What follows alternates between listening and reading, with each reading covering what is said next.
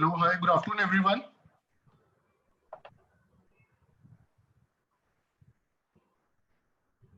A very warm welcome to all of you to this session, which we are organizing today on Saturday, April 25th.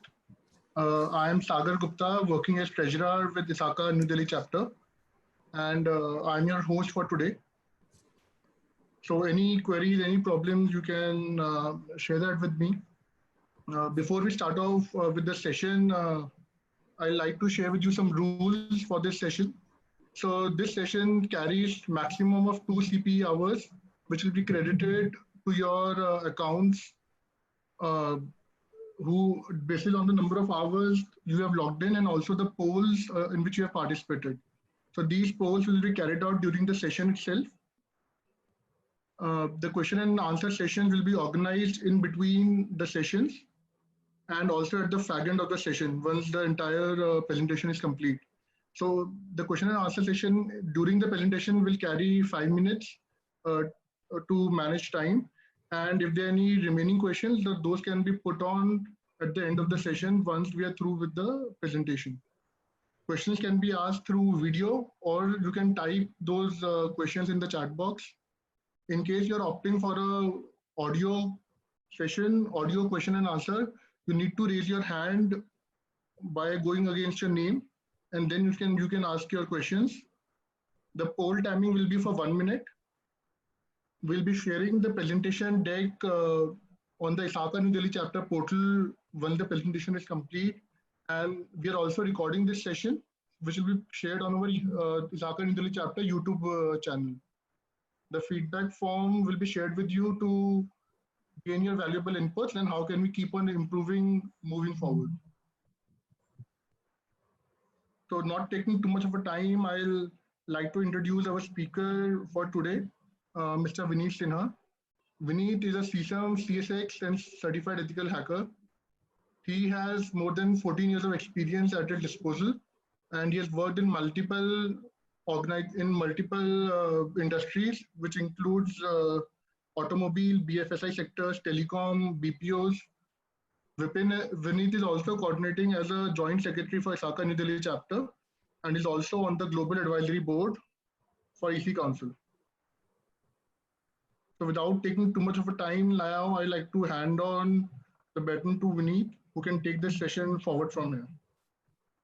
So thank you so much, Sagar, for the introduction. I welcome all to this session on understanding NIST cybersecurity framework. I know that I hope all of you are keeping safe and healthy in this unprecedented time. So without further delay, let's get on to the session. So Sagar, can you just give me the rights to share the screen? Yes, Vineet, I've made you the host, so you should be able to do that now. Okay, perfect.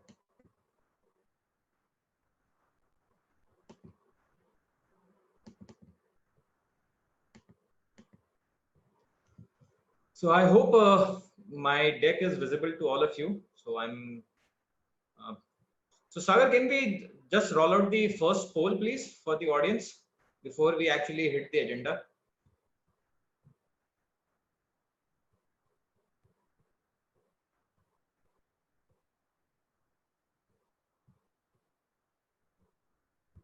Sagar?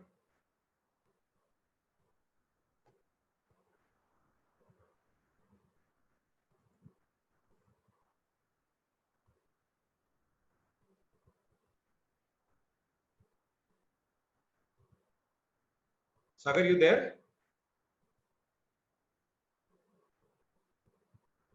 Okay, so let's not waste time on this. So the today's agenda covers what is cybersecurity. Then we will be going to talk about NIST. So if people familiar with the cybersecurity framework, which was published in way back, this was the standard which was published by NIST. So we'll try to understand what is the role of NIST in the today's technology environment. Then we'll talk about some of the changes that have been introduced in the NIST cybersecurity framework. After we have covered on the components and the changes, we would be looking at what all are the key components within the framework.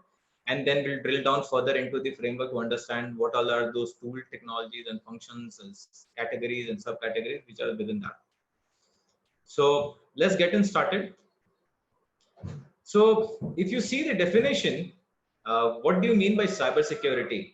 Cybersecurity basically entails, it talks about anything which is connected over the internet. So if in case you are connected uh, remotely or through any mechanism over the internet, you have to ensure that you are adequately safeguarded against any of the attacks. Now, if I have to take a practical example, you are working out of home. While you guys are working out of home, you have to ensure that your router's password are been set from a default to a revised one, which is only known to you. What is the rationale? The rationale of having this changing of the default password is to ensure that nobody gets into your router and hack it, so that you don't have nobody gains an unauthorized access to your router. That's the objective. You at your homes, at your office, protect your systems by using using user ID and password. What is the objective of really putting those user IDs and password? The objective is that your system shall not be does not get into a custody of somebody else who is unauthorized and does not require to have access to that particular system. So I guess just now Sagar has rolled out the poll.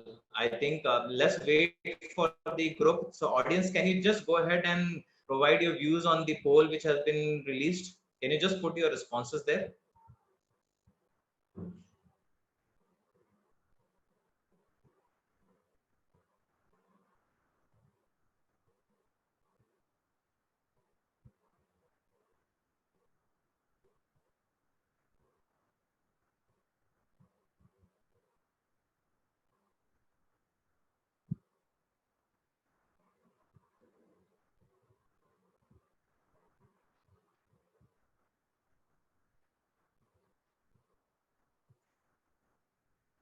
Sagar, can we see the responses?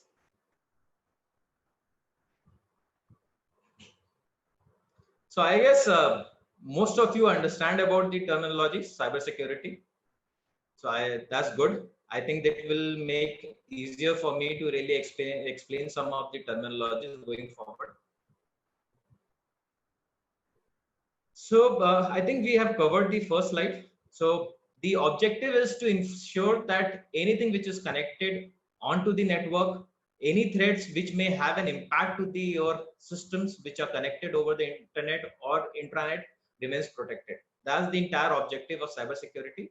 So a lot of people get confused generally in the terms of understanding information security, data privacy, and cybersecurity. So I'll give you a very important rule. So information security is, if you have to talk about, is the mother of all. Data privacy, cyber security are the subset of information security. It's an important thing which generally people ask at times. How would you differentiate between information security, cyber security, and data privacy? So information security, as I said, is mother of all, and everything which is there, which is like cyber security or data privacy, is subset of information security. Let's move on to the next slide.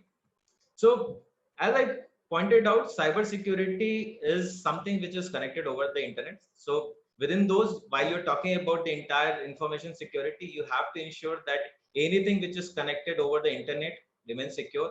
Your network security related aspects control should be there in the organization. Your application security related controls following the frameworks like OWASP top 10, SANS 25, API top 10, all those have to be ensured in the organization and has to be part of your overall cyber security roadmap. You cannot have just one of the domain which you can just talk and then you can just leave the rest of the others. While you have to define a framework, you have to look at each of these important aspects around the anything which is connected over the internet, on your networks, and on the application security related aspects, to ensure that you have a robust framework which manages the cyber security related aspects. The next slide is something which talks about what is that you need to do in order to ensure. So this is basically a situational awareness slide. It talks about that you as a cybersecurity professional, you need to have a very detailed understanding of the organization environment. You need to have understanding about the processes which are there in the organization. You need to understand about the products. You have to understand about the services which are there in the organization, and then you have to ensure how these threats, what on those each of these specific components within the organization, how the threats may have an impact to the entire objective of the organization. So I'll take a very practical example. While you would be drafting a cybersecurity framework as a professional, you need to ensure that your personal data, your sensitive data, your confidential data, which is there, you need to draft policies around that. How the transformation of this data or the transmission of this data within the organization or to the external stakeholders or entities outside of the organization, how is that happening, including the information which is getting transmitted from an external source to your organization for any XYZ reason. You need to understand how that information transmission, storage, all those are going to happen, and how these various threats, what are those various mechanisms. Are these application bound? You are using an SFTP, you are using some kind of an API to integrate. In each of these mechanism, you have to ensure, you have to look at what all are those threats and how are you going to really mitigate those risks to those systems and services. So a lot of people, so I'll take a very practical example of a HR function. You will have your an HRMS portal which you would be accessing on a day-to-day basis. Most of the people does not care about how this HRMS is posted, how the data, how you are communicating using this. But it is very important that while we are using these HRMS function portals, what are the adequate set of security controls are there defined on those portals? How are you going to really, are you going to do a periodic vulnerability scan on those portals, PT to be conducted by an external body to identify if in case there are any vulnerabilities? What is your internal policies around identifying the vulnerabilities? How are you going to ensure that these services and plugins which are getting used, the APIs which are getting used to fetch information from various subsystems, how are those getting secured at all point of time? So as a cybersecurity professional, you have a wider responsibility in terms of ensuring that you have the right set of control defined against each of these parameters, which we are going to talk about some of those. I don't think so that this the time allows me to really cover most of these topics, but I would try to cover as much as possible during this session. So let's look at what is NIST. NIST is basically a United States Department of Commerce. The objective of forming this body was to ensure that they are able to develop standards and frameworks which could help the organization and the US Department of Defense, as well as the other bodies within the US federal government, to have some kind of a tracking and standard and mechanisms where they can measure KPIs, KRAs against those standards. So that was the objective while the NIST was formed way back in 1901. The NIST cybersecurity was a department which was formed in 1970s. So to the Department of Defense as well as to the sub-wings within the Department of Defense, they have been providing some kind of a guidance and a framework in terms of managing the control. But however, for our larger mass, they have been rolling out NIST 800 series of standards which are made available to public way back from 1996. So if you have to access any of the resources which are there from the NIST, you can go visit csrc.nist.gov, and there are a lot of standard and frameworks talking about most of the existing scenarios from a remote access point of view, and to other cyber security related standards which are there published on that website. So if in case you have to visit and see some of those, you can go and visit there. The primary objective of NIST was to look at controls around IT, cybersecurity, healthcare, forensic science, disaster resilience, cyber physical systems, advanced communication. So these are the practical areas where NIST currently focuses on. This is a quick uh, update on the framework. So the NIST cybersecurity framework was rolled out in 2014, May 2014. The objective of rolling out this framework was to set up a policy framework where how the computer security can be ensured. So most of the organizations across US, Intel for that matter, AT&T, JP Morgan and Chase, all of these have already ensured compliance to this framework. The revised standard, which is the revised version to the NIST cybersecurity framework, has been published way back in 2018 in the month of April, sorry. So there have been certain changes to the previous version of the NIST cybersecurity framework. This is an important slide because it talks about how the changes to the NIST cybersecurity framework has evolved from version 1.0 to 1.1. Give me one moment.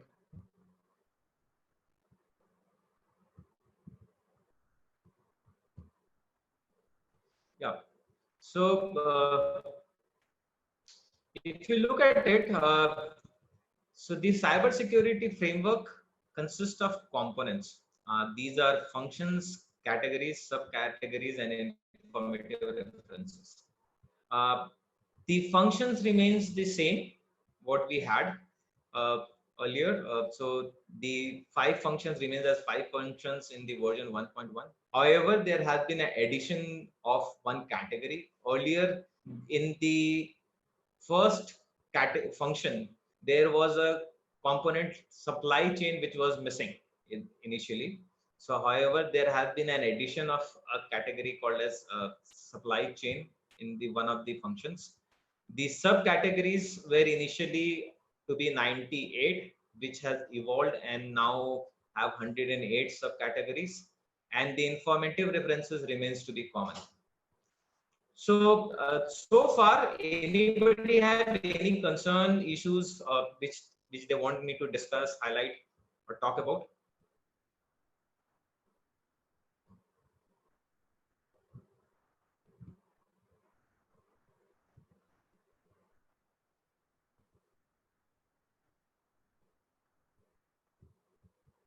So I'll take it that as no concern, no issues so far.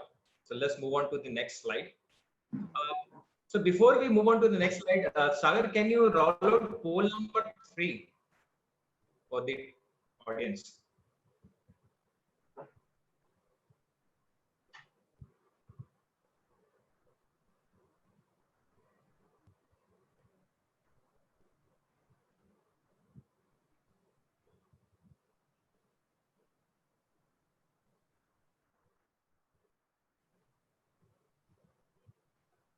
Sagar, can we roll out poll number 3?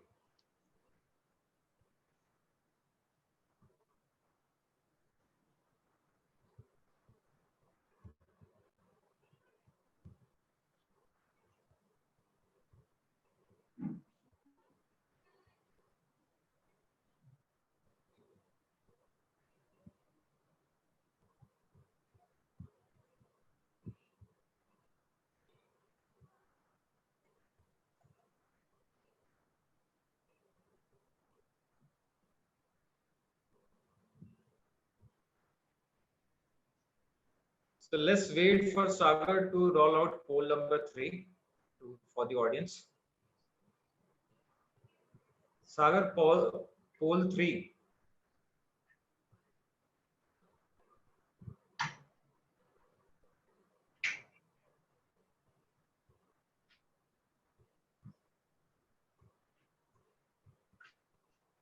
Audience, can you try to attempt this?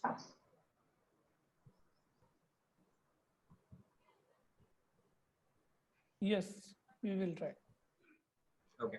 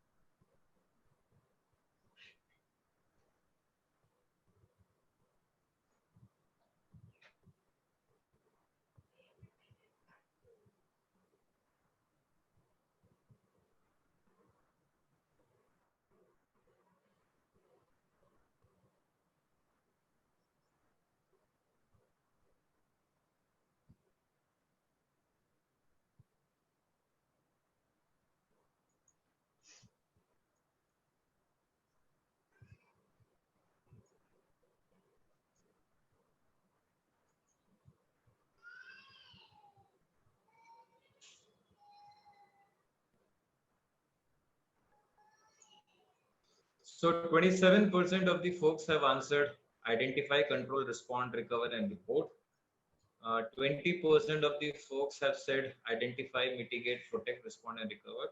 And the larger population have said that identify, protect, detect, respond, and recover. So the 53% folks who have said that, so the correct answer is D, is identify, protect, detect, respond, and recover. So let's move ahead.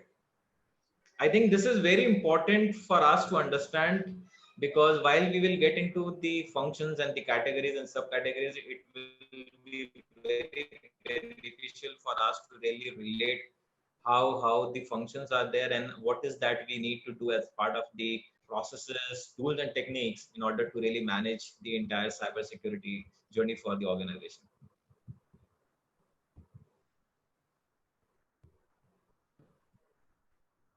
So the key framework attributes which was there is very easy. It's been drafted in a way that it is very easily understandable by the professionals. You can customize the framework as per your needs. Like we have the provision in ISO 27001 to really see what controls will be applicable as per my organization requirement. It is the same way the NIST has been also defined. It does not say that you need to follow all of the categories and the subcategories. It can be customized based on your requirement. Again, risk management, risk assessment, risk treatment, risk mitigation is an important component of any of the frameworks. So it's the same with NIST cybersecurity, and I will talk about in a little more in detail where and how it can help. You can take any of the existing or the additional set of frameworks like ISO 27001, 22301, or ISO 31000 for that matter, to really integrate into the overall framework of your organization to help in terms of effectively managing your cybersecurity journey. And then it is the best practices. It talks about, so if I'm not sure how many of you would have got a chance to really look at the framework, the actual document.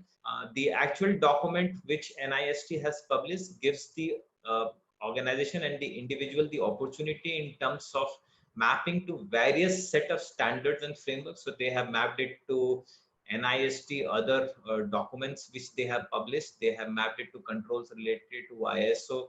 They have mapped it to controls related to some of the PCI related pieces, which can help in terms of helping and managing, so that you are better able to align some of those best practices which are already there existing in the organization to what has been recommended in the cybersecurity framework.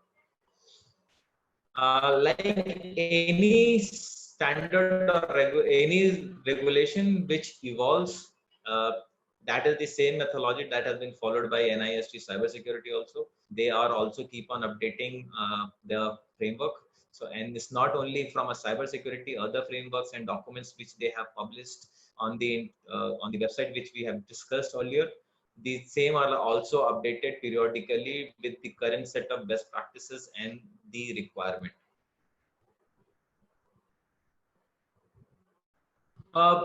So I think this is a very important slide, and the reason why I'm saying this is an important, because this is the fundamental or the basic from where the entire NIST cybersecurity framework journey starts for any organization. So you need to understand what are those. So the first is core. It talks about, as an organization, while you are getting onto the journey, what all are those cybersecurity activities which you need to do, and how it is going to be mapped to your organization. So you need to so if you need to get more guidance around which all kind of controls, how those controls have to be implemented, which all standards framework that you can refer in terms of mapping these controls, you have the liberty which talks about from the core standpoint. The profile is something which talks about, it helps in terms of defining where do you stand from your cybersecurity framework journey standpoint and where do you want to be. So we'll talk about a little more in detail on that. And the tires, it's basically a qualitative measure as to how you will measure your cybersecurity risk management practices. So we will start with the first slide, which is within the component, which is the tires. So if you see on the vertical side of it, it says partial, risk informed, repeatable, and adaptive. And on the horizontal side, it says risk management, integrated risk management program, and external party. What does that mean? So if you look at the horizontal journey towards that, the risk management process, it talks about you need to have a well-defined and a repeatable process of cybersecurity risk management. Like any of these standards which are there from a risk management standpoint, which is NIST, Octave, Mehari, or ISO 31000 for that matter, you can use those frameworks to really map it to your entire cybersecurity journey to this framework, and you can follow in terms of your PDCA model, which is like plan to check and act, and you can use it in terms of defining your cybersecurity journey. And how it will help is that while you are evolving in your journey, you can move from your current state, which could be like a partial, to a more advanced stage, which could be adaptive. So that is how you have to look at it. So while at any point of time you are defining your journey from where you are at the current point of time to where you want to be, which is like, for example, adaptive, you can integrate your cybersecurity controls and the framework into the entire overall risk management process for your organization. Today, in the given context, like we have most of the functions, cybersecurity is a very important journey today. So it's a boardroom topic. Everybody is interested in terms of understanding what is that you are doing, how are you evolving, where have you reached over a period of time. So while you are talking about any of the other risk management program in the organization, you have to ensure that your cybersecurity risk management program is extensively incorporated and integrated with your organization overall risk management program. So it's very important that we need to ensure that the program maps to the broader risk management program of your organization. It cannot run in isolation today. I see people have some questions on the chat window. So let's okay, so let's move on to the next one on the external participation. So Vineet, before we start off, we have one question with us, which is from Simran Ramkumar. The question is that RBI also has a framework for India. So is it based on the NIST framework? And if yes, then among the two, which one of them is a more practical and a mature framework to use? See, RBI framework, if you talk about, is largely part of the NIST's cybersecurity framework only. Okay, so the control framework does not differ. Okay, RBI, if you realistically see, they are talking more of the controls. They are not talking about the framework.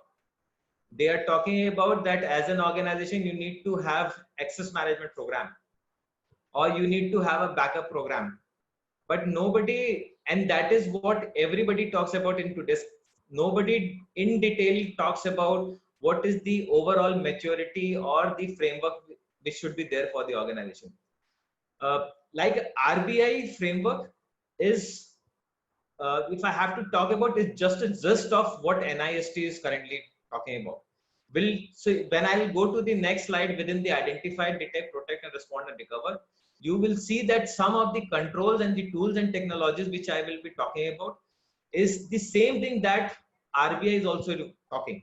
So largely, if you have to talk, if I have to really rate the two, I would say that NIST cybersecurity is more evolved and more matured. And then what is that there from RBI at this point of time? Because RBI is only to a very limited set of audience, whereas if you talk about NIST, is talking not only from a specific sector, it is talking more from a generic any of the sector, then it can be implemented for any of the organization. Thank you, Vineet. I think we can move forward. We only had this question up till now. Okay. So I think we have already talked about this external participation. Now, since the cybersecurity framework is maturing over a period of time, it also talks about that you need to start looking into the supply chain risk, which is who all are your external partners, what kind of services are they providing. Let's say if in case you are hosting your data center to a third party, what is the cybersecurity framework which they have across their organization?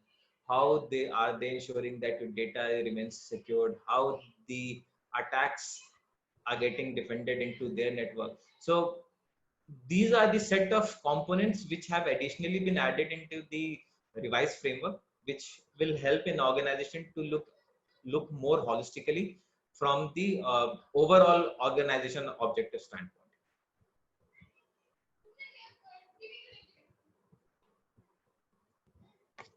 Sagar, I am not able to navigate to the next screen. Is there a problem?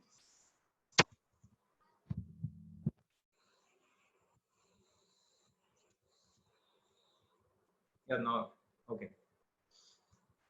So the core is the 5 functions: identify, protect, detect, respond, and recover. Identify talks about what all processes and assets are there in your organization which needs adequate protection. What safeguards are available in your organization which can help you in protecting against a cyber attack? What all techniques do you have in the organization which can help you in terms of identifying if there is an event or an incident in the organization? How will you contain those attacks? And what are those techniques that will help you in the restoring your complete capabilities? So that is how the entire function within the NIST cybersecurity has been structured. As we talked about, is very easy to be understandable by everyone. It can be applied to any of the risk management practices. It can help you in terms of defining your entire breadth of cybersecurity, and it can also help in terms of defining the set of controls from a prevention and reaction standpoint.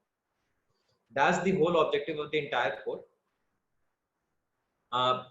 The entire core is further divided into the function, the category. So each of the functions identify have their certain set of categories, which is asset management, business environment, governance. Likewise, for each of, there are close to 98 of those subcategories and 28 of the categories which are there defined. So for while you are talking about 108 subcategories and 28 of the categories which are there defined. So while you are implementing the cybersecurity framework, you have to ensure that each of the categories and their associated subcategories are looked into, and you adequately map your policy, processes, tools, and techniques accordingly. So this is just an example for you. So in the category which also have an ID, there are further set of subcategories which are there, which are defined for each of the category, and then there are the associated informative references which are given. So if in case you are going to a business environment and you are talking about that you need to apply supply chain program has been identified and communicated, here are the set of controls which have been mapped to COVID 5 and ISO, which you can refer in the living document. So ISO 27002 talks about the controls and the control objectives. You can refer that document in terms of mapping it to and ensure that you are complying to the requirements. And the similar way it has been given for all of the and for each of the categories and subcategories, there are set of informative references which are there defined already.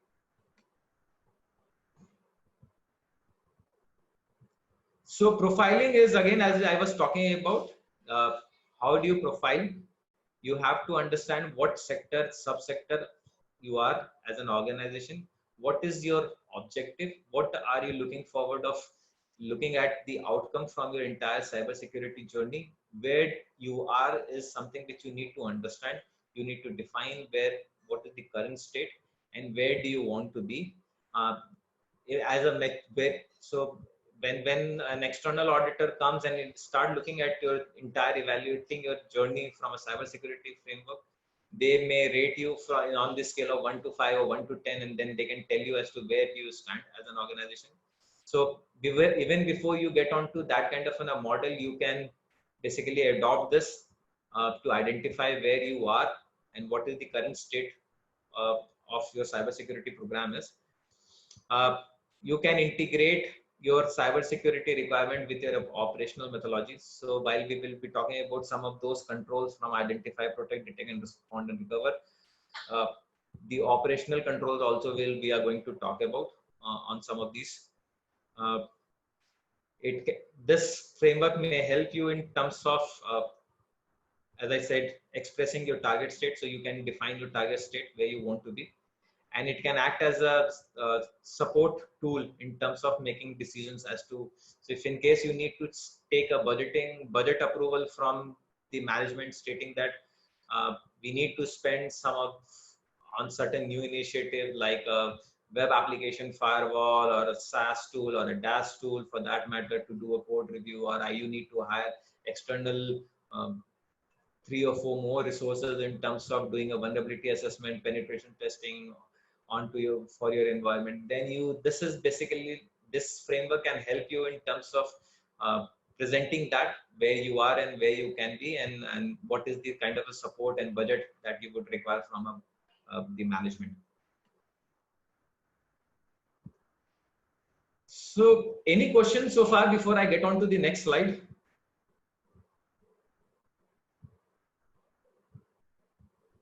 Yes, Vineet. So we have a couple of questions from the participants. First question is from Gaurav Saxena, who asked, external participation, is this same as third-party risk or is it different from that? That's correct, it's third-party risk. The wording has been put a little differently, like supplier risk management, but this is third-party risk. Then we have a question from Surendra Nidar. So he'll ask you the question. Surendra, please go ahead. Can I speak? Yeah, please go ahead, Surendra. Yeah. See, whenever we talk about this cybersecurity framework or any risk management framework, it becomes very difficult to convince the board when it comes to the taking approval from the board for the cost angle. So how the organizations can convince to the board about this kind of framework, because they involve huge cost. So I think I'm so sorry I couldn't get your name. Surendra here. Surendra. So Surendra, so if I have to put it in the right words, so as we talked about in the tiers, it talks about where you are and where you want to be. Okay. So how will you identify what is the, so until unless you have not done a SWOT analysis on the current state of your cybersecurity program, how will you go and convince the board? If you say that, okay, I have to take an approval of, let's say, $2 million to invest into my cybersecurity program, and I don't have any suitable framework which I am following in terms of identifying that what all are those key components that are currently missing in from my organization, and this needs to be put into the board. How is the management going to get convinced around that? True. I'll give you a very practical example, and this is based on my experience in the industry. My organization is a fintech organization, and we have a lot of programs which we run over the web, and most of the customers have access to our portal. Okay, so these portals have some kind of reward program. So these portals runs reward programs which a customer can go and get it converted into an amount which he can use at any of the stores. Now, while we are running, and this was the same problem I was also facing. I was saying, I was going back to my management stating that, okay, we need to have a WAF solution in place. So the management said, what is the objective? Hello? Folks who are not speaking, can you please put yourself on mute? Okay, so I'll continue with that same journey. So the rewards program is there. There is a lot of cyber attack which keeps on happening on this application, which is published over the internet. Now, these cyber attacks at times have a lot of disruption onto my network. So, and it impacts my entire productivity, which is there from this application.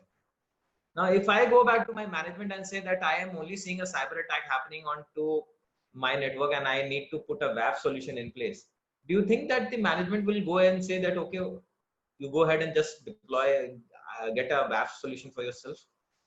It's not going to work like that. You have to put it in your cybersecurity journey. You have to define what is that may have an impact if in case your the application goes down. What is the kind of return on investment that will be impacted? What is the revenue that will be impacted? And what is that? And how often do you see that control, that attack to be coming onto your network or to that particular application? You have to quantify and put it into the framework accordingly so that you can say that, okay, I am continuously seeing 95% of attack coming from these sources at every point of time onto my application. And without, if I don't have a adequate solution in place, I will not be able to protect that. So you have to quantify that into your journey. You have to put that as part of your risk management journey. And it has to be part of the conversation with the board. Board will only understand numbers, and numbers can only be presented if you are able to map it to your relevant set of frameworks and identify what are those areas where you are seeing issues. Then only you will be able to present it to the, unless you have not done an adequate risk management or a SWOT analysis onto your entire journey, you will not be able to get an adequate kind of support from the management. Hope that answers your question, Surinder. Yeah, thank you. In fact, I unmuted that. Okay, no worries. Thanks. Okay, so let's move on to the next slide. Vineet, we have one more question, which is asked by Ms. Shobna Kulshestra. Okay. The question is, how is NIS profiling different from CMI model? See, CMMI is a maturity model. Okay. NIST, the tires is not a maturity model. And CMMI have 20, I am really not familiar with CMMI, but the CMMI, if I understand, and then what I remember in some of my previous discussions, it's a maturity. So it takes from your 1.2, 1.0 to 5.0. And each of the categories have their set of 22 subcategories, and that is how it evolves. Correct? In the cybersecurity journey, it's not like that. It's only saying that, okay, this is where you are and this is where you want to be. It's not a mandate that you have to be at an adaptable 4.0 at all point of time. You have to ensure that you are starting at from somewhere and then you are driving it to some of the other places. Somebody Got it. circled, Thank you. yeah, somebody circled, yeah, on the slide. Okay.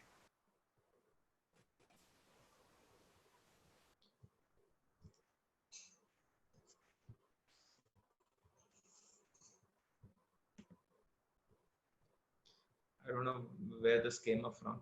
Okay. Anyways, so let's look at the cybersecurity framework. It's basically a 7-step process. You have to prioritize and scope. So it's not necessary that you need to prioritize and scope all of the entire organization in one go. You can take it into pieces. You can look at first at the network side of it, or you can look at first at the application side of it, and accordingly you can start your journey. You can, once you have prioritized and scoped your entire systems and networks, then you can get on to defining as to what is that you want to do and how you want to do. Then the objective, which is the profiling, which is where you are and where you want to be. Then the fourth is you need to do a risk assessment onto the entire. So if you have, you are, let's say for an example, you are getting onto an application security. In the entire application security journey, you have to see what is your current state. So is it only the web piece which I need to look into? Is it the mobile piece also which I need to look into? What is the current set of controls we have? Are we doing only a post facto review of once the application has been given to us as part of the code readiness, and before going live, are we doing only a VAPT of the entire system?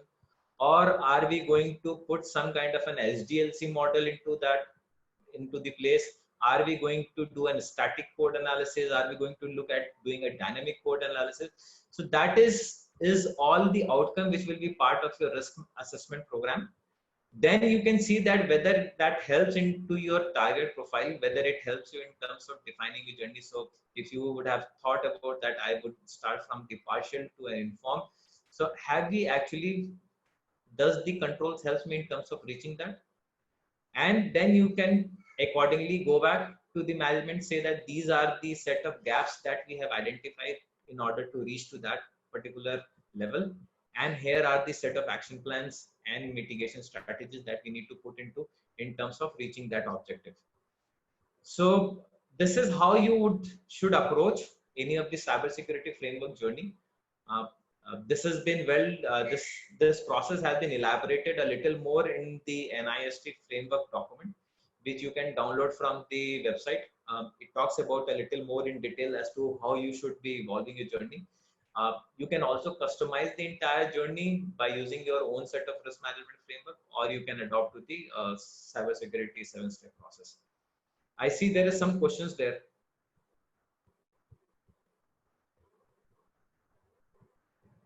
Yes, so Vineet, we have one question from Ankit Kumar, who asks, how does the reporting part fit into the NIST framework and where? See, NIST does not talk about reporting, to be very honest. So it only talks about, so the reporting has to be part of your risk management framework. What is your risk management framework in terms of, so if you are saying that I will do a quarterly meeting, so that is where your entire program has to fit in. NIST cybersecurity framework in its own does not define that you need to have a monthly reporting to the management, or a quarterly, or a biannual, or an annual. That is upon the organization which kind of a risk management strategy that they are following and how they want to incorporate as part of their reporting mechanism to the management.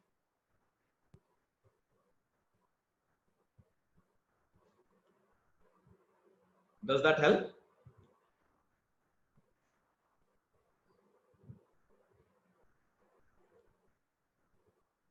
Okay, let's proceed.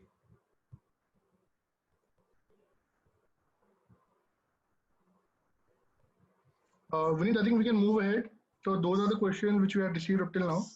So let us move forward. Sagar, there are some issues with navigating the slides further. Let me check.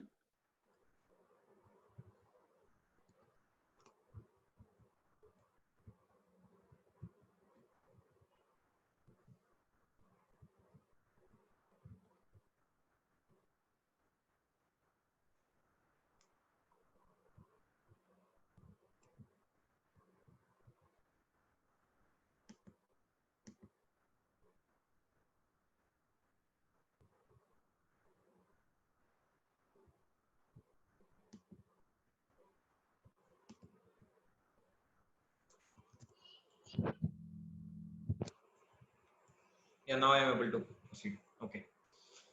So I think we have already covered the function. So let's move on. The important function, the first function in the entire framework is identify. Uh, the objective of this function is to help organization in terms of understanding the cybersecurity risk and to the various set of systems, asset, data, and capabilities. I think we have talked about a lot on this. So let's move on to the categories. So these are the following set of categories which are there within the identify: asset management, business environment, governance, risk assessment, risk management strategy, supply chain risk management. So I have not gone ahead and picked up each of the controls from the subcategories, but what I have done is I have picked up very relevant controls, which I think we should be talking into this discussion. Uh, and they have been listed here. So identify critical business processes, document information flow, establish policies and procedures that include roles and responsibility, maintain hardware and software inventory. So these are the certain controls that I have wrote, a gist of what is there coming out of these 6 subcategories. Uh, So, Vineet, sorry to interrupt, but there is a red circle on the slide. I don't know where it has come from. I don't. Okay, let's try if we can remove it. Yeah. Okay. So the controls. So here are the controls which we just talked about and the tools and techniques. So let's say if in case you have to do a maintain a hardware inventory, hardware and a software inventory, how will you go about doing that? You can deploy an asset inventory discovery tool, or you can and you can also, so asset discovery tools are there, which are there largely. Say Alien Vault is one which you can prefer, or there are other solutions which are there in the market which you can buy. Else, if in case you are a small scale organization and you don't want to invest money, you can use tools like Nmap, which is integrated and with Kali Linux or Netcat for that matter. These tools can help you in terms of doing identifying what all systems are there live on your network, and based on that you can do a profiling with the set of asset inventory you already have in the organization, and you can map it as to which all assets have this set of MAC IDs which have been issued, and you can do a mapping there. You should also perform a regular unauthorized software inventory scanning. The objective is that you should be able to identify what is the legitimate software and what are the non-legitimate software. The non-legit because non-legitimate software may have licensing implications which could be there.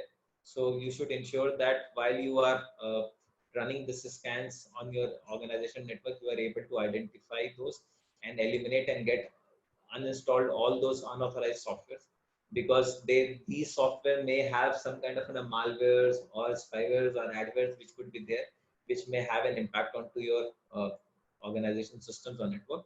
So it's always recommended that you do a periodic scanning on your systems and on the organization or infrastructure to identify any of the unauthorized softwares are removed. For the authorized softwares also which you have, you should periodically scan the network in terms of identifying what is the current version of the software which is there, which is installed onto your organization infrastructure, so that if in case there are any vulnerabilities which is there with the current version, you are able to mitigate those and are able to update to the most recent version of that particular software. The next is to identify critical business processes. So how will you go about identifying critical business processes? You need to understand what all are the data set which is traveling within the organization. There could be internal to internal communication, there could be internal to external communication, there could be external to internal communication. For each of these communication, you have to create a data flow diagram sitting with each of the business functions or unit, understand what that data entails or contains. Is it a PII, PFI, sensitive, confidential data? And then you should be able to put controls like a DLP solution to see that what is that information that is allowed to get transmitted within the department in the organization, or to the external world or from information which are going to any of the other authorized recipients even. So let's say if in case you have outsourced your one of your function responsibilities to an XYZ organization to perform some kind of a transaction, some kind of a reconciliation mechanism, you should be able to put a DLB control in terms of profiling and monitoring what is that data which is going to that particular organization, so that only the legitimate and the authorized information is getting transmitted to that particular. And then you have to also ensure at the same time that this set of cyber security controls, the mechanism how the data will get transferred and stored at their places, that has also been adequately taken care of, which is the important component within the identify, which is the supply risk management program. I think the third point is also covered, document information flow. So you should have a defined network topology. You should be able to identify how the traffic is moving into your organization, which of the systems is communicating to what. So let's say if in case you have a web application, your web application is communicating and fetching some of the information from any of the other applications or subsystems within the organization. So you need to ensure that adequate set of controls are defined and implemented at all point of time.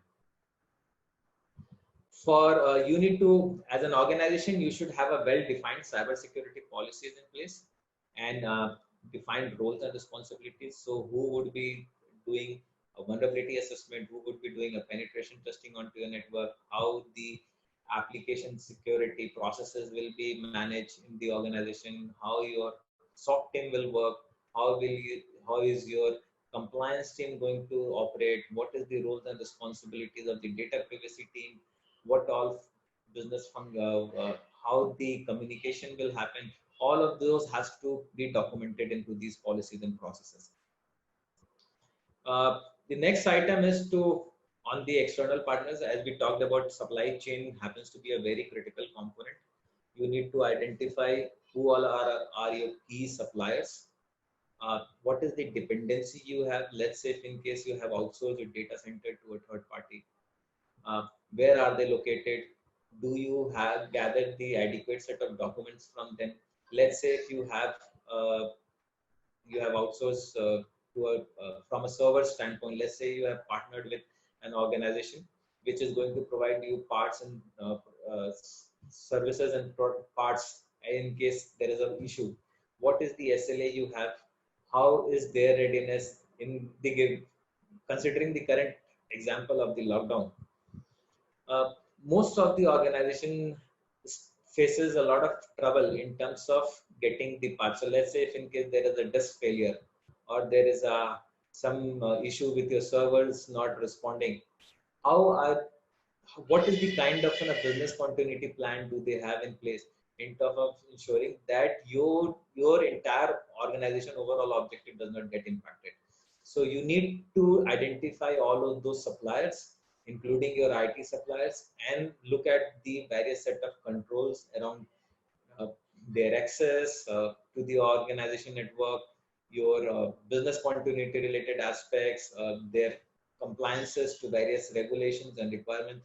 All those you need to ensure.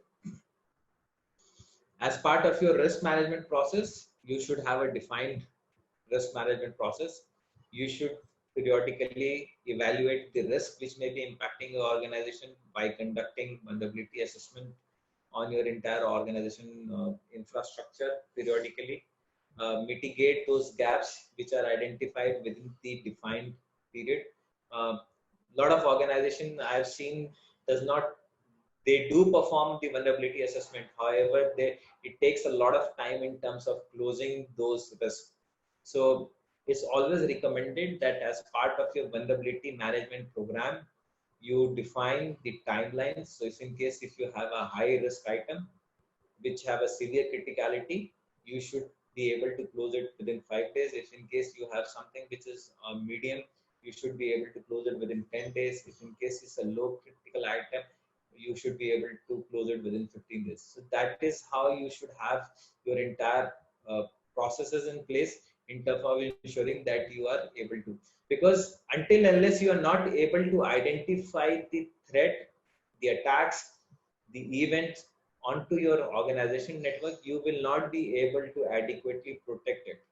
So it's very important that you should be able to know what are your access within the organization, what kind of mature controls you have from an identifier standpoint, and then how you are going to really going to identify, detect the attacks onto your network. So we'll be in the subsequent slides, we will talk more about how you need to protect and then detect if in case a cyber attack happens.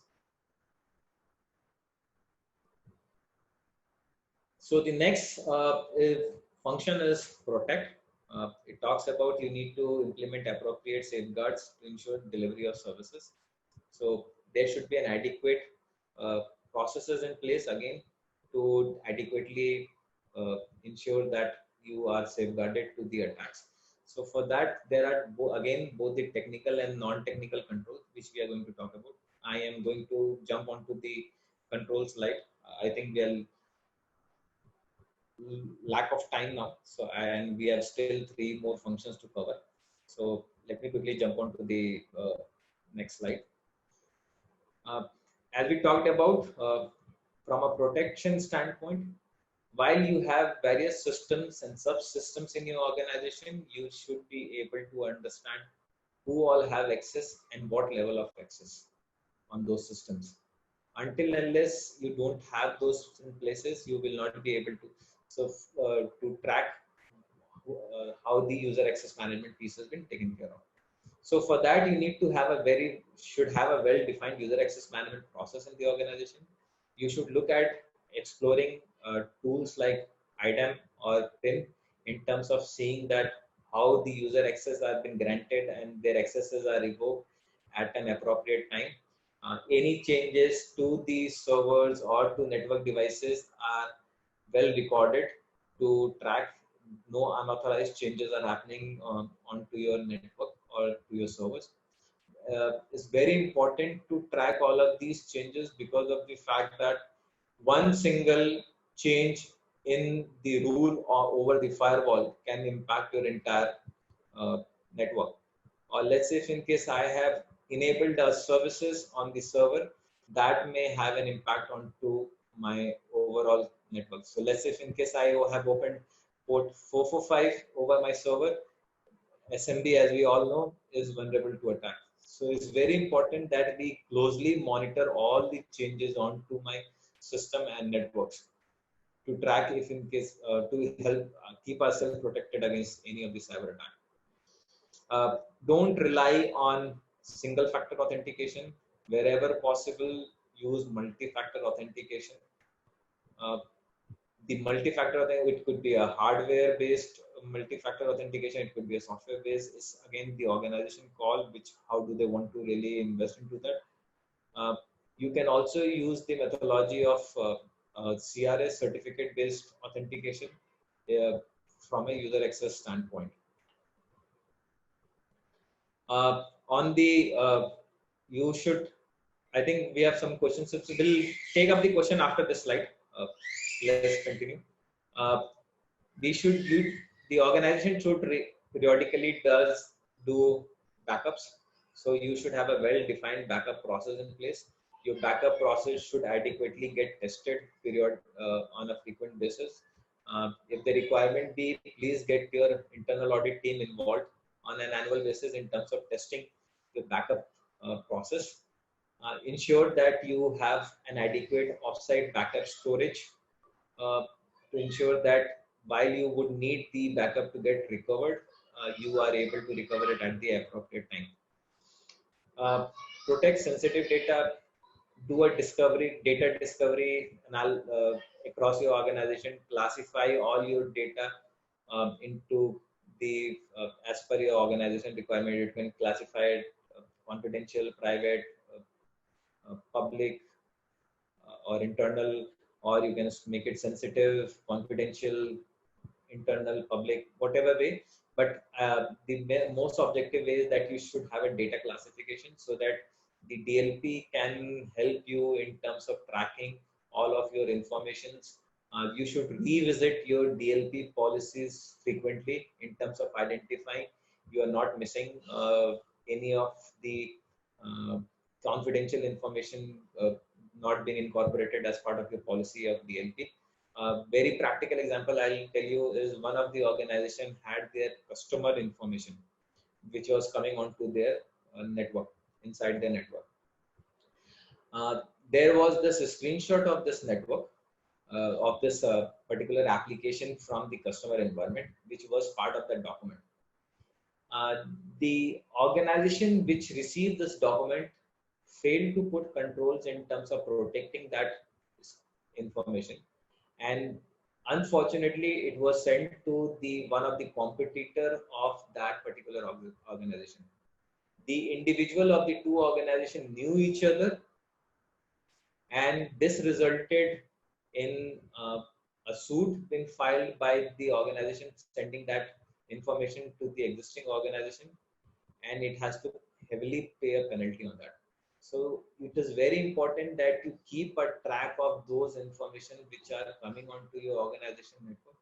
You should be updated with what kind of information is flowing into your organization and how you are protecting those. You have to also take into account that while you are handling these confidential information, you are very thorough with the contractual obligations you have with your clients. So you need to be very updated on while defining such controls, so that you know that what is that sensitive information which is coming onto your network.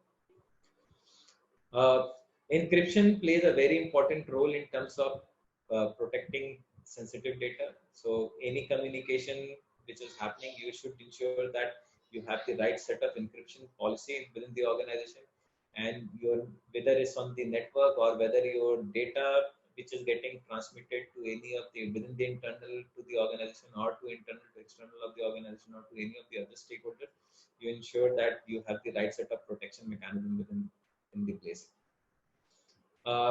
Next is within the controls is the patch management. Your patch management process shall be updated. You should periodically test the patches before you are deploying into the network. You should ensure that these patches are well tested before it's been deployed. You should also ensure that while you are deploying these patches, you should be tracking the coverage of these deployment. So you should ensure that if in case you have a Windows 10 system which is there in your organization and you have received a patch which needs to be deployed, you are able to do that within the defined frequency. Again, some of the guidance document provide you that what is the timeline by which you should be deploying the patches onto these machines. But it's again the discretion of each of the organization how they should be really taking care of those. While you have any of the applications which are there, most of the organization performs API testing. They perform your VAPT onto the application. But an important component that most of the organization fails to miss is that they don't look at the subsequent set of services which are integrated, like a Java program which has been integrated into your application, or any additional plugins which you have incorporated. You need to ensure that you maintain a list of all the applications and their associated services and plugins, so that you know that what is the current version of those applications with this set of services and plugins, so that you can adequately and periodically test it, look at that and identify if in case your application is not using an older version of the plugins or the services. If it in case, then immediately get that fixed and get it revised to with a new version. Vineet? Yeah. Means hi, Sagar this side. So Vineet, I think you just need to share your screen again. Okay, give me 1 moment. Yeah.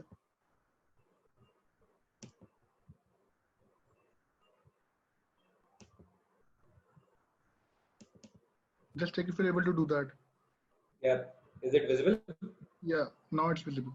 Okay. So I think we have covered till patch operating systems. The next one is to create a response and recovery plan. Define an incident response plan is very important. In today's attack surface have evolved. There are multiple attack vectors. You should be able to identify and scenarios, how you will handle those attacks, and what will be your timeline which you will ensure that you are mitigating those attacks. The next important item is that you should protect your network. So any of the router and switches configuration, they should not be with any of the unauthorized individual. You periodically review the router and switches configuration, ensure that you have the adequate set of firewall in place, you have and you have the right set of rule sets which have been defined on those firewalls, so that you are able to protect your network. Deploy IDS and IPS tools on the network to ensure that any intrusion attacks which is happening onto a network is adequately detected and prevented. An important component within the user awareness and training pieces, that frequent training of your users across or employees across the organization is an important factor in terms of protecting. Today, you might be vulnerable to phishing attacks, smishing attack, whaling attack. A lot of different kind of attacks are there which an user directly gets impacted.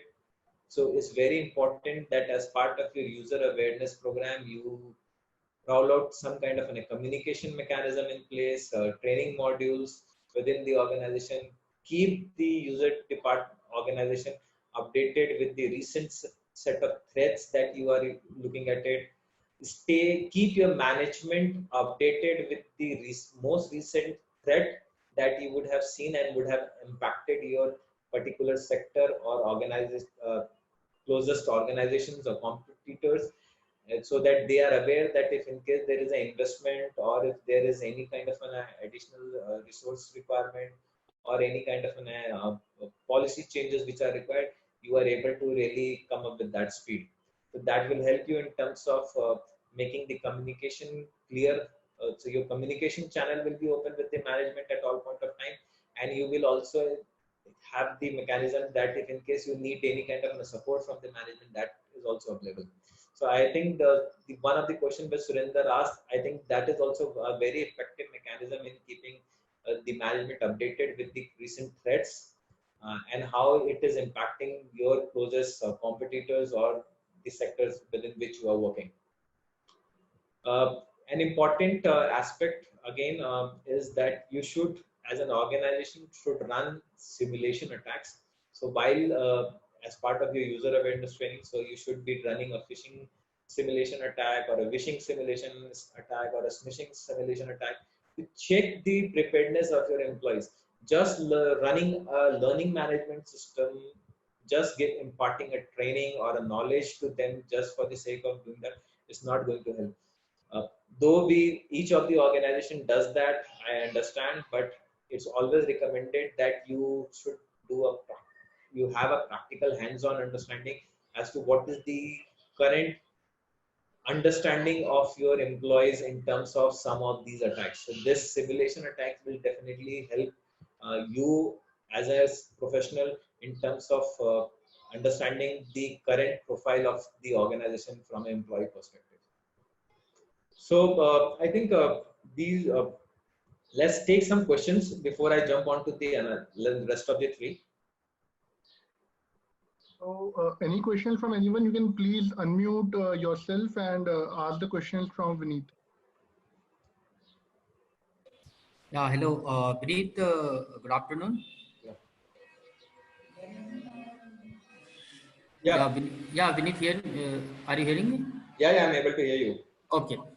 Yeah, I have a question for this implementation for the smaller organization, how this will be impacted, because there are the organization where the single man will be the looking after all the IT infrastructure and these things. For that organization, how they will go for this framework? So framework does not say that you need to specifically have a different individual. Okay. Yeah. Nowhere it says that you need to have a separate set of people in the organization. You as an IT organization also, you can also run this. All you need to ensure that the controls which have been mentioned against these and the tools and technique, that is that you are adapting and you are ensuring that you are in control of all of these recommended steps. That is what the expectation. It does not say that you need to have a separate function altogether, which could manage the cybersecurity framework. It's not necessary. It does not say anywhere. However, the best practices recommend that you should always have a separate set of two functions which can look at these differently, so that there is no conflict. I'll take for an example. I'll put it like this. I would say as in, so there is an important port which has to be opened on the firewall. Okay. Mm. Now, as an IT organization, I would say that okay, this port is required to have establish a connectivity. So I'll give a very practical example. So there is a request coming from one of the business function. It says that I am facing some issues with communicating to an external server. Okay, there is some DNS issue. Okay. Now, while you as an IT network guy, you will say, okay, why don't we enable from my source to destination as any? Okay, so if in case I'm going to any of, because it's a DNS, it's on a QDN, right? Mm-hmm. So I will say that, okay, I will open up source from my source IP to any on the destination. But do you think as a cybersecurity professional, is it that the best practices that is recommended? No. No. A cybersecurity professional will say that no, this is not the best practice. I think you should define the destination. You can have an FQDN. You can say that okay, you can do a DNS resolution of that particular server, where you are your target system, and you can create a rule in your firewall with the defined port. But however, as an IT administrator, you say I will do a source from my particular system to the destination as any, and I'll put that in your report. So that's the difference. That is where the conflict of interest comes into at times. So as an IT administrator or a network administrator, would be my approach, and from a cybersecurity standpoint, that would be my recommendation. That is how you should go. But if you are able to manage both of the pieces and you are able to streamline and follow what is best practice. What is the best practices that are recommended, then I don't think that there is a separate need of a function. But however, if you look at some of the regulations, or like somebody talked about RBI says that you need to have a separate function, or there are certain regulations in the other countries also which also talks about that you need to have a separate function from an information security standpoint. So if in case you're obligated by those regulations, then obviously you have to keep a separate function. Or if client says that you need to have a separate function, you have to have a separate function. But if in case none of the regulations, your local law of land or your contractual obligation does not say that you need to really have a separate set of functions, you can still continue to manage with that particular individual. That's correct. But there are the organization where their investment is not that much. But there are the regulations that we have to implement for the cybersecurity and these things. So in that case, how organization will go for this framework and implementing these things? Because there are the regulators who are binding them to go for the framework, but financially they are not so much strong for the implementing such things. In that case, how they will go for that? See, I think you have a very valid point. In such a case, you have to identify who will be acting. So let's say if in case you have 5 people within the organization, okay, Correct. and let's say one is the implementer and who is looking at the changes, then you have to have a separate individual who will have the responsibility to only review that changes. He should not be able to make that amend those changes in the system. Fine. For example, let's say if in case Vineet Sinha as an administrator is supposed to do make changes on the firewall, then let's say you as an individual should only be reviewing those changes and not making changes on that particular system. Fine. So that maker-checker concept should always be there in terms of distinguishing how the controls are defined. This is a more challenges for the organization where the single person looking after this IT and these things. There will be a challenge, I guess. So Balram, in best interest of time, I'll request you to park your questions, and if there are any further queries, then you can get in touch with Vineet separately. Oh, fine. No issue. Yeah, thank you. Thanks, Vineet. I think we can continue. Any more questions from any participants? Please, you can share that with me on the chat window and I'll forward them to the speaker for you. Thank you. So let me quickly jump on. I think in the interest of time, we are only left with another 15 minutes. So let me just quickly jump onto the slide. It hurts. Sagar, again, I'm not able to navigate. Just check if you're able to do it. Just left click and try and navigate. Everything goes. Okay. From a detection standpoint, you should have antivirus deployed into your organization network. You should have IDS IPS, Postbit IDS IPS, which should be deployed to detect if in case there is any virus attack or a malware attack onto your organization network to prevent against those. You should be looking at defining a data flow. I think we have talked about data flow diagram, electronic data discovery. I think we'll just skip for that as of now. A very important piece is that you should be monitoring and maintaining the logs. Log management plays a very critical role in the entire cybersecurity journey. Is the critical role in the entire journey is because your entire program lies on log management. If you are not able to adequately collect the logs from the endpoints, from your servers, from the networks, you will not be able to adequately identify an attack. Let's say if in case from my endpoint standpoint, if I am only collecting logs from the systems and I'm not looking at the application logs or any other logs, then in that case I have a problem. You need to define policies and processes, need to understand your systems in terms of defining. For example, I'll tell you, let's say if in case you have an application within the organization. Your application has been designed in a way that you should be able to log only the administrators who are granted access on the system. However, any role which has been modified, let's say from an administrator to a normal user or from a normal user to as an administrator, that is not tracked, then you have a problem. So it's very important to, and it's recommended that while you are looking at each of your systems, you define your processes around log management, you should adequately see that what all type of logs are getting captured using on your systems. So it's whether your endpoint, servers, network, application, everywhere you have to see that how those logs are getting collected and managed. Another important item is that you should have a SOC.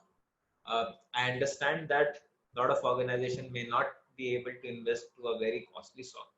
So there are open source SOC monitoring tools which are there, which you can use in terms of installing at your organization and ensuring that the adequate log management processes are there and you are monitoring those and then identifying if in case there are any incidents or threats.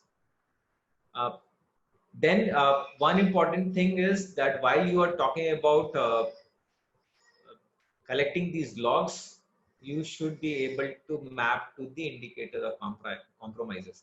So you should be connected with external agencies, which keeps you updated about the indicator of compromise.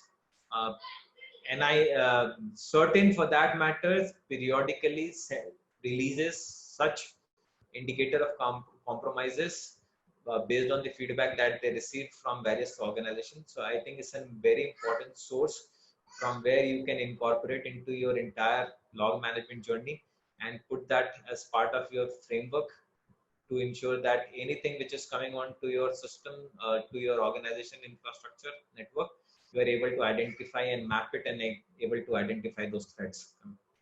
Code analysis, source code analysis is an important component. Just don't rely on doing a VAPT on the application. Please do a proper source code review. You may adopt a SDLC process, or if you are in a DevSecOps process, or you are at any of the other processes, but you need to ensure that adequate set of source code analysis has been performed and it's been reviewed on a periodic basis.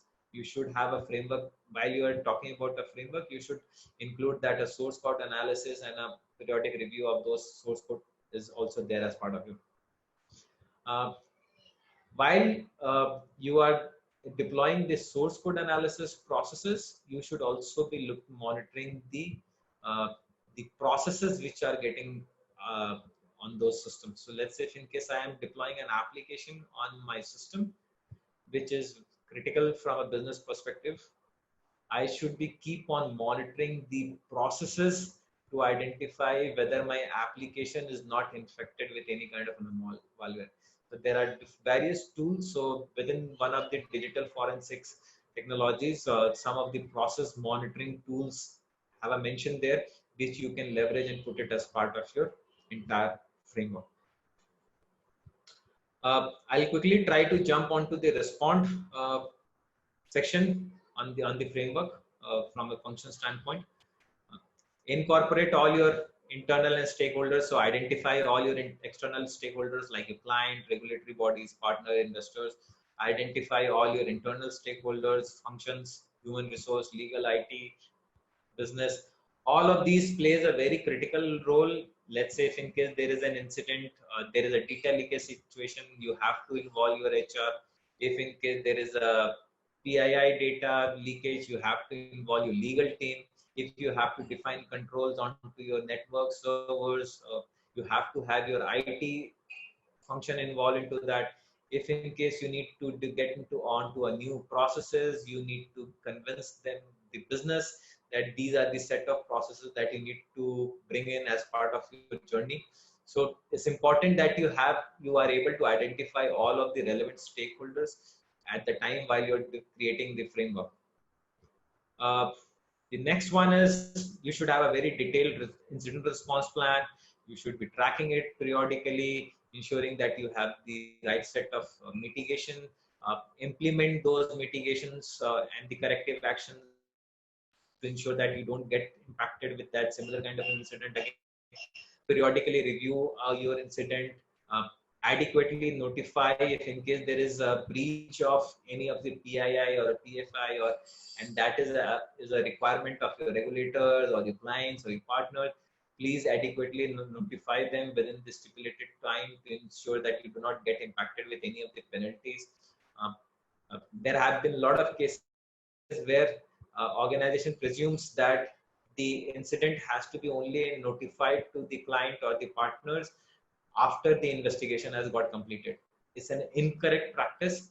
It's always recommended that once you are aware of an incident, within 24 hours, you notify it to the impacted stakeholders. So that, and you can tell them that we are under the process of doing a investigation and will come back with this set of results. But don't delay in terms of, because there are organizations which may be governed under HIPAA, high-tech, GLBA for that matter, where such incidents may have a severe impact to these organizations. So please ensure that you have the adequate set of notification processes in place. Communication, as we talked about earlier, please keep the management, the internal stakeholders involved and periodically communicating with the set of threats that you foresee in your organization or you are hearing from other set of sectors or industries, so that they remain abreast. If in case there is something which needs to be implemented adequately, the management can come in place and can support in terms of effectively closing those. The next point is on the response plan. Again, you should have the incident response actions shall always be updated. You need to ensure that the documentation against the incident response are adequately maintained. What is the time of incident? What was the detail of who was involved into that incident investigation? What is the set of information that you have gathered during that investigation? What was the evidences that you collected? Chain of custody is an important parameter. Let's say if in case any of the client partners take you for a lawsuit, then in those cases, this will come as a very handy during those investigation and discussions. So it's important that you preserve all of this information very carefully. The last piece, which is the recover. If you see an incident which is happening in your organization and you don't just go and start talking to the media openly, ensure you identify the adequate set of spokesperson you have who are going and speaking to the media. Again, communication, as I talked about, plays a very critical role. How will you recover is where it comes a very critical role. Once an attack has happened onto your organization network, you should be able to adequately assess the damage. So for that, you can have a damage assessment team. You should have a well-defined roles and responsibility of each of the recovery team members. So let's say if in case of an attack onto your network, how you are going to recover. So let's say if in case you have to get the servers, additional set of servers from the partners, or you need to get an additional set of link from the ISPs. All those should be adequately defined so that the right set of people are involved at the right set of time in terms of communicating. Data backup and recovery ensure that, as we talked about in the previous slides on the backup perspective, that you should do a very thorough backup testing and review so that at the time when it is required to be restored, you are able to restore that data. So that will help in terms of the entire recovery process, and it will help in smoothing your entire recovery process. Do a post-incident review. Update the patches onto the system before you go live. Just if you are, once the incident has happened and you are in a recovery mode, just don't go and put the system directly and correct it into your production environment. Update those systems to the most latest signature and patches so that they are again not vulnerable to attacks. And last but not the least, that organization should go ahead and look at getting a cyber insurance so that you are safeguarded against any of the penalty or issues against the cyber attacks. So that is what I had, and I have tried to cover whatever was possible within the given time. So if in case you guys have any question, we will be happy to discuss. Thanks, Vineet. Vineet, we have one question from Muzammil Rashid, who asked us whether this standard, whether this framework is as strict as some of the PCI DSS frameworks, or does it offers a bit of flexibility to the organizations such as ISO 27001? So this framework gives complete flexibility. It's upon, as if you would have been there in my initial discussion, I referred that this is a customizable standard. You can customize as per your requirements, as per your needs. The framework is just a guidance document. It does not entail that you need to follow all of the pieces. So if you want to start your journey from a network security standpoint, you can take that as one of the component in your environment, and you can create the entire framework, cybersecurity framework around that there. And then you can jump on to the next set of component, let's say like a server or let's say an application for that matter. It's completely customizable.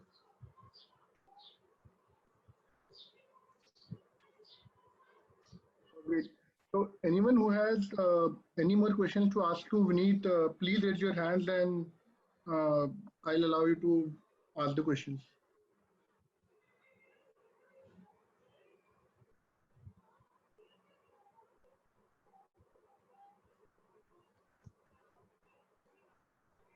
Anyone there?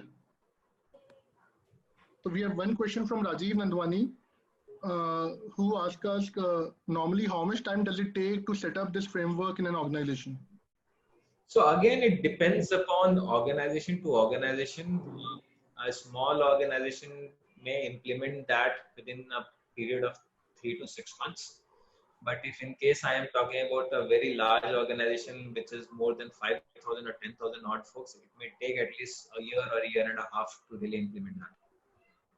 I have even seen organizations which have a roadmap of close to 3 years, which have an employee base of close to more than 25,000 odd employees.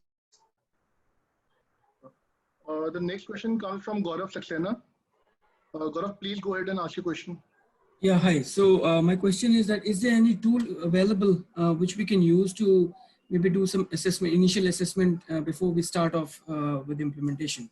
Yes, there is a self-assessment tool which is available on the NIST website. You can go there, you can pull it down. It's basically an Excel sheet where you can put the right set of data, and from there you will be able to identify what is your correct readiness. Okay, thank you.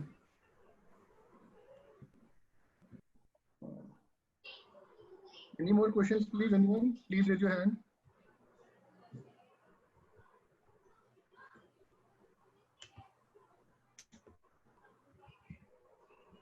So one announcement here that copy of the presentation will be hosted on the ISACA New Delhi chapter's Engage portal, and a video of this will be hosted on our YouTube channel, ISACA New Delhi chapter YouTube channel.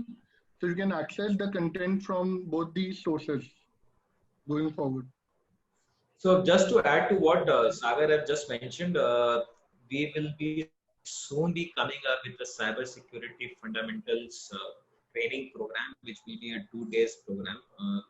What we have tried to cover in this 1.5 hours is just it's like 1% of the entire journey that we have talked about. And cybersecurity, when we talk about, is much more than what we have just talked.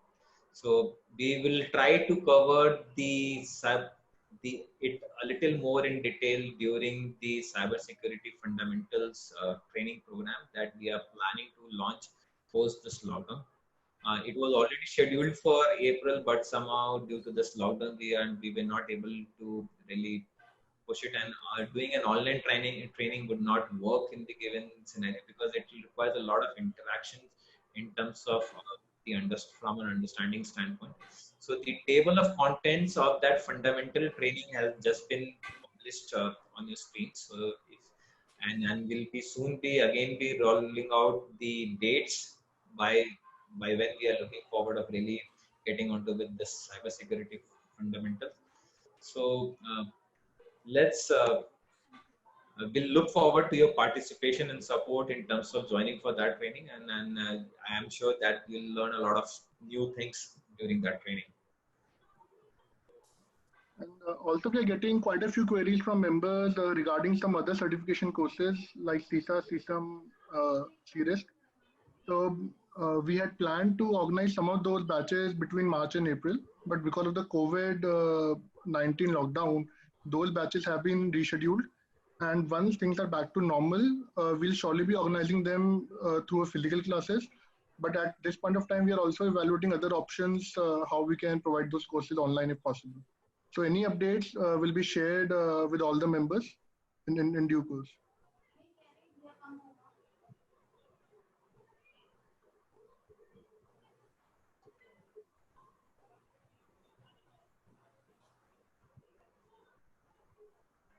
I'm sharing the result of the final poll, which we have. So almost 64% people understand that April 18 is when the last updated NIST framework was released. The right answer. Okay. Yeah, that's the right answer.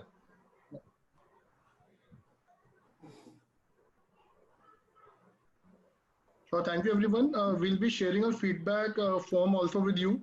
So please fill that form and share us with your valuable feedback so that we can keep on bringing such sessions to you in the future and keep on improving as a chapter.